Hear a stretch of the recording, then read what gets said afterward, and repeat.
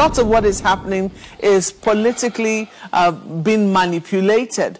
What exactly is, taking us so long in either fishing out the masterminds of this or naming them? I mean, even the governor of Imo State seems at a loss as to why, the security operatives, whom maybe he believes they know them, will not want to name those who are behind the insecurity that we all feel. Well, let me first of all respond to my senior brother about, when he said this government is the most corrupt in this country. You see, that's the beauty of democracy. My senior brother will be talking about this government of Muhammadu Buhari that he knows that is the most corrupt. It's totally unfair and it's not correct. I am not telling you there is no corruption in this country, but as at today, nobody can discuss corruption on the table. Nobody. Back in the days, corruption was discussed on the table, monies are shared, things are done, in the open, But as a people, the reflection of what we are, so that's what's happening. So that's about corruption. Then about whether the government is incompetent, it should resign. My senior brother should know that it is not done like that in democracy. And he believes in the rule of law. I want to believe. He knows that we won the election because those that lost, including him, went to court and the court gave judgment. It's the only court we have now. So whatever we are going to say, look, we have to be guided by what we have. Now, whether politicians are fanning the embers of this crisis, yes, in some parts of the country, there are political undertones. Whether during Jonathan or PDP, when they say politicians, yes, it's true. Even back when we were in opposition, there are certain comments that we make, so the ruling party could perceive it as, bring about crisis. But the difference is that, look, now we have the secessionists coming out in the open, maiming, killing, burning, looting all over the place in this country. We've seen it. We've seen it happen. We've seen where some warlords will come out and make some expressions that will not mean well. And no responsible government, all because of democracy. People are not being attacked by the security agencies, at least to show them that you're not supposed to do this. So as a people, if we politicians think that, look, if we bring down the government of Hope Uzodinma by burning his house or by killing policemen, in this country, we see how police stations are razed. We see how military people then are killed. And anybody will sit here and tell me that that is correct? And so if we as politicians think this is right, by the time the government turns against these kind of elements, they should have themselves to blame. Because no responsible government will sit by and watch police stations being burnt. And this happens virtually every day in the southeastern part of this country. And these are kind of things there's a comfort to us. It's more of political. Now the politics is turning into, in some parts of the country, trying to see it as ethnicity or religion. Instead of us as a people to look and say, look, when do we start discussing about governance? When do we start discussing about feeding, about security? Things that will unite us. Not when we start talking about where you come from. Because look, I mean, as at today, Buhari being a Muslim president, are the Muslims doing better than the Christians in this country? No. So which means it's not about religion. It's not about tribe. It's not about ethnicity. It's about us as a people. But if some politicians see it that, look, we have to bring this government down by fanning the embers of hate and what have you. We are just doing it unto ourselves. And God will not allow it to happen. And this government is responsive. This government is there to deal with such characters. And you will see, as I tell you, you will see what will happen in this country between today and the next 1 week. And I hope you will invite me a week after today, and you will probably be talking about these things. Well, Honorable Farouk, well, the thing is, I mean, we don't know if we get that impression, but if there is anyone, the law is the law. So if there's anyone who is found, burying or tossing AK-47 or 49, burning or killing police officers or police stations, the law is the law. Such people should definitely face the law. So point blank, that no sentiments or emotions about all of that. But speaking about politicians, one wonders, because when you say politicians are some of the people responsible for some of what is going on, but there are some other issues that are out there. I mean, can we blame politicians? Is it politicians that are responsible for the unemployment rate, which is about 33.3% in Q4 of 2020? Is it politicians that are responsible for inflation rate at 17%? Is it politicians responsible for the poverty rate, which is about 42.5%, and say 105 million Nigerians are extremely poor, according to the World Poverty Clock in 2020. In fact, he goes on to say that Nigeria currently has the largest number of poor people in sub-Saharan Africa. Those are factors that will be cannon fodder for young people to become pliable. Yeah, I mean, we as a government don't hold politicians responsible for that. But then also there are certain indices that definitely is not caused by this government. The whole world is in a crisis. The whole world is in an economic crisis. This COVID of a thing that came, this country, we went into recession 2-3 times. It's true, and then every country in this world is going through the same kind of thing we're going through. Yes, but the difference between other claims and ours is cooperation, some certain cooperation by citizens. This also is the government that has done more palliatives to the people of this country than any other government. Whether that does not translate to us getting out of poverty line, that I don't know. But I can assure you that, look, there are also significant amounts of people in this country that their lives are better than what it used to be.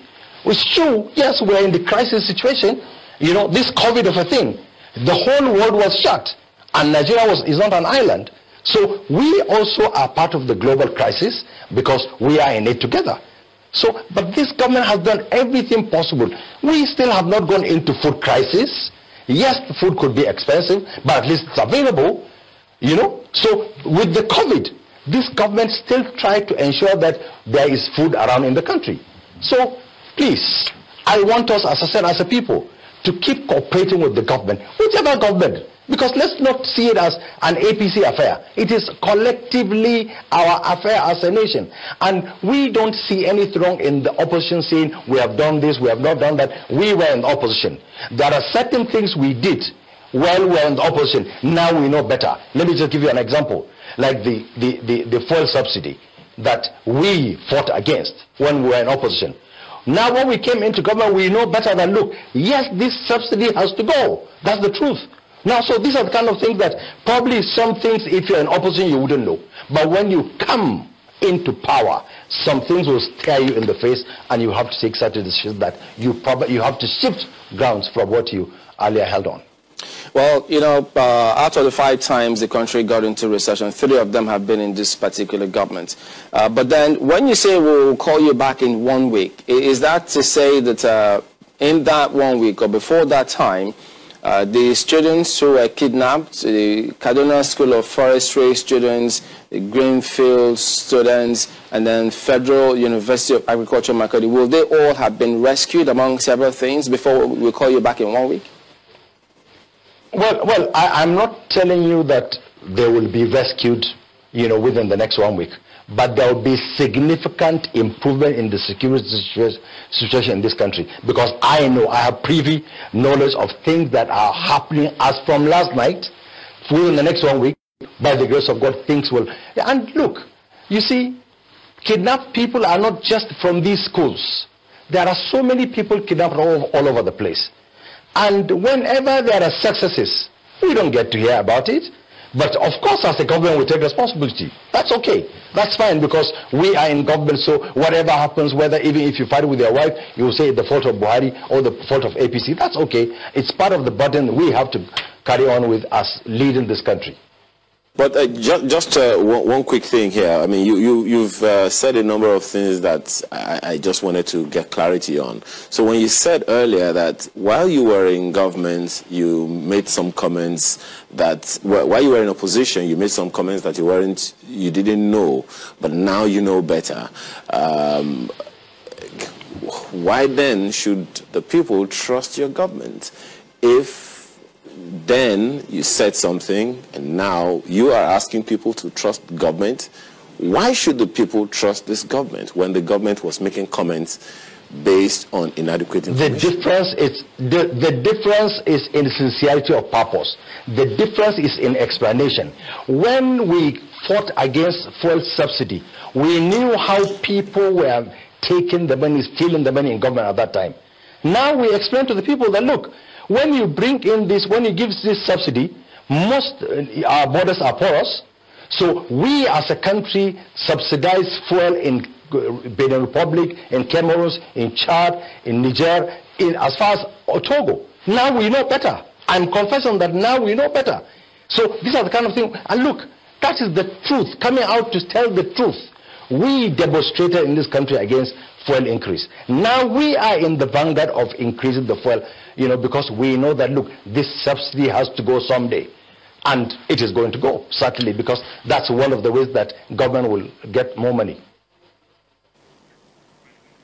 Well, I don't know. We're seeing some feedback here from some of our viewers. If you check on our Twitter handle there, someone wants us to ask Honorable Member what the government is doing in the areas where Boko Haram are burning military posts, carting away arms and ammunition, killing our soldiers and civilians, including the policemen. I don't know. You have said we should have 1 week, but do you want to quickly say something to what is being done when military men themselves are coming under attack? Well, you see, in war, from what elementary we know, there are certain things that happen, like, surprise, when the Boko Haram bandits will come and, surprise the military and do this thing. But if you know the number of casualties the military inflict on these Boko Haram, you probably wouldn't be saying, well, yes, we've done something. I assure you, for every military man killed, probably 10, 20, 100 Boko Haram members are killed. These things are there. So that's the truth. And then look, our members of the armed forces know exactly, they knew when they were joining the military that, look, they have sacrificed their lives for you and I to live. And in that duty, if one or two or several of them lose their lives, that's in all cause of the duty.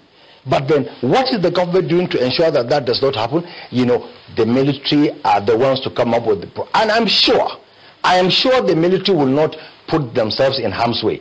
And then when you are fighting war, as I said, there are bound to be casualties, there are bound to be mistakes here and there. And I'm sure the military are doing something. As I said, I assure you 1 week from today, you will see things that will happen in this country in better stead about the security of this country. Well, sir, 1 week is what he has given. Do you think that we can wait 1 week, or do you think it's sufficient time? No, you see, both of you and Chamberlain are misinterpreting the 1 week Honorable Farouk is talking about. Okay. Yes, it may not be what you think. It may be what will happen to certain individuals in this country or certain sections of this country. So we should be alert over what he has said, because as an insider person in government and somebody who is being given some security information as to what the military or the security forces will do, we wouldn't know whether some of us will be here after 1 week. Why do you think we should have such a fear? Because we don't know. It's ignorance. We don't know what will happen.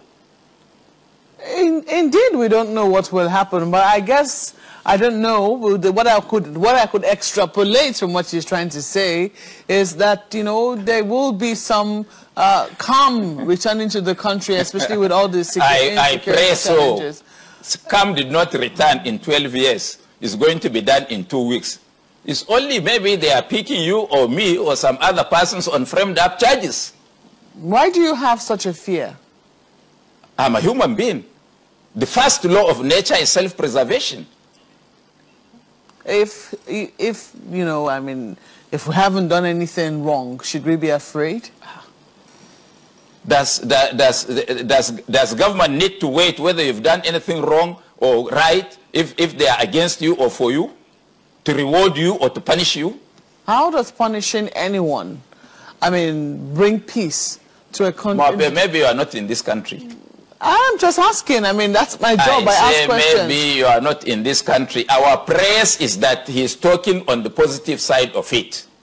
But I tend to believe that it is more than what he has said, because of the privilege of information into security situations in this country as a member of government. We are not. We are bystanders, and all that we comment on is what we see physically before us. Well, sir, we have to thank you very much for coming. I wish I could quickly flip this to Honorable Farouk, you know, just for some clarification, you know, in maybe 30 seconds. Exactly. But we have to thank you very much for coming to Sunrise Elite this morning. Alhaji Buba Galadima is a former spokesperson at Atiku Campaign Organization. He's also a farmer and a politician. Well, gentlemen in Lagos. Indeed, but pardon me, Honorable Farouk, if you could make this quick, is what he's suggesting going to happen? Did we misinterpret you? Yes, because I just wanted to say, I mean, I don't know what my senior brother is afraid of. We are not after anybody. And yes, I'm a very, very proud person as an insider of this government. But I assure him that we're not going to go after him. We're not going to go after anybody that is not a criminal. And I don't think my senior brother is a criminal. But if he becomes one, we'll go after him. All right then, Honorable Farouk, APC Chieftain, thank you very much indeed for your time this morning. We will be back in a moment. Join us again.